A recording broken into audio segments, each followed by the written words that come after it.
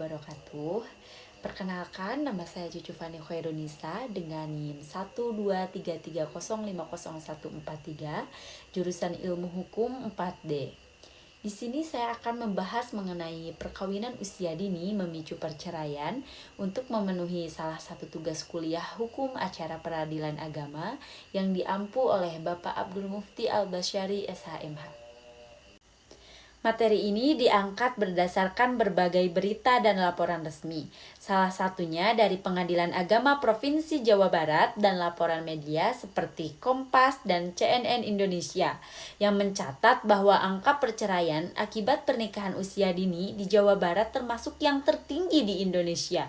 Sebagai contoh, pada tahun 2023, lebih dari 23.000 perkara dispensasi kawin dikabulkan di Jawa Barat.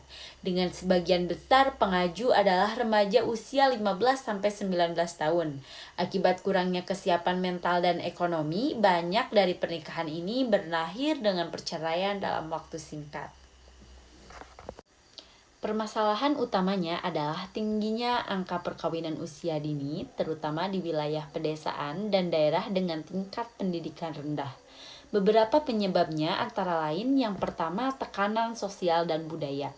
Lalu pandangan bahwa menikah adalah solusi masalah ekonomi, dan yang terakhir kurangnya edukasi tentang kesehatan reproduksi. Nah, dampak dari perkawinan usia dini itu apa saja ya? Yang pertama ada tingkat perceraian tinggi karena pasangan belum matang secara mental ataupun finansial. Lalu meningkatnya beban sosial dan ekonomi termasuk anak-anak yang menjadi korban.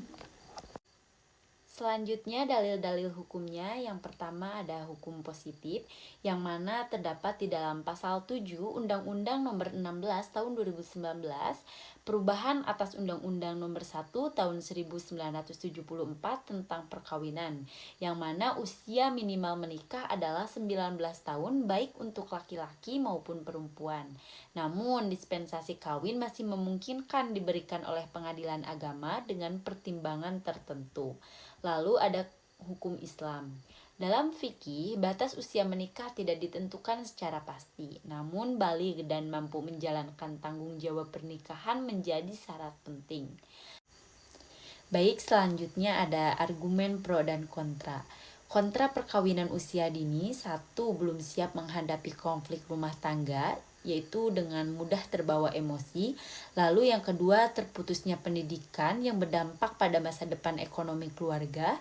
Yang ketiga, rentan terhadap kekerasan dalam rumah tangga atau KDRT dan penelantaran anak. Dan yang terakhir, tingginya risiko perceraian.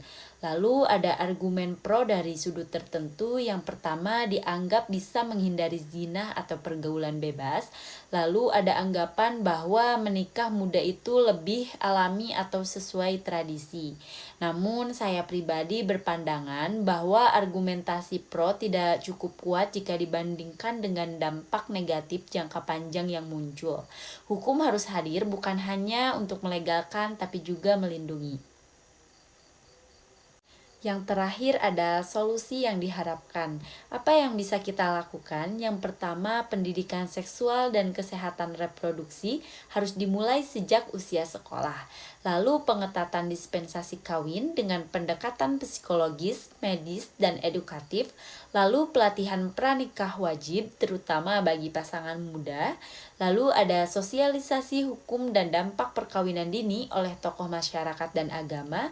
Dan yang terakhir, pemberdayaan ekonomi keluarga agar pernikahan tidak dijadikan solusi semu atas masalah kemiskinan. Dapat disimpulkan bahwasanya perkawinan usia dini bukan hanya persoalan budaya atau agama, tapi juga menyangkut masa depan generasi muda kita.